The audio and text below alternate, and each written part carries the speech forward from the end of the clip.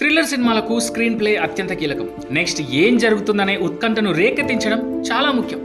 అయితే ఈ రెండింట్లో దర్శకుడు హుస్సేన్ షా కిరణ్ సక్సెస్ అయ్యాడనే చెప్పాలి. సినిమా మొదలైన 10 నిమిషాలకే అసలు కథలోకి తీసుకెళ్లిన డైరెక్టర్ హుస్సేన్ అనవసరమైన కామెడీ ట్రాక్స్, పాటలు ఇరికించకుండా కంటెంట్ కి కట్టుబడి సినిమాను నడిపించారు. అదే సినిమాకు అతిపెద్ద ప్లస్ పాయింట్ అని కూడా చెప్పాలి. ఇక సెకండ్ హాఫ్ లో హీరో విలన్ మధ్య నడిచే మైండ్ గేమ్ ఆడియన్స్ ను సీట్ ఎడ్జ్ లో కూర్చోబెడుతుంది.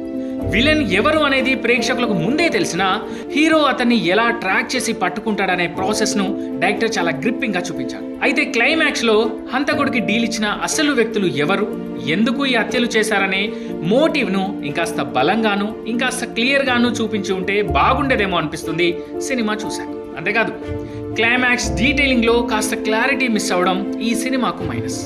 అండ్ వరుస కామెడీ సినిమాలతో కొంచెం గ్యాప్ తీసుకున్న శ్రీ విష్ణు మళ్ళీ తన స్ట్రాంగ్ జోన్ అయిన కంటెంట్ ఓరియంటెడ్ సినిమాతో కమ్బ్యాక్ ఇచ్చాడు. ఆయన ఫ్యాన్స్ కు ఇది పక్కా నచ్చుతుంది.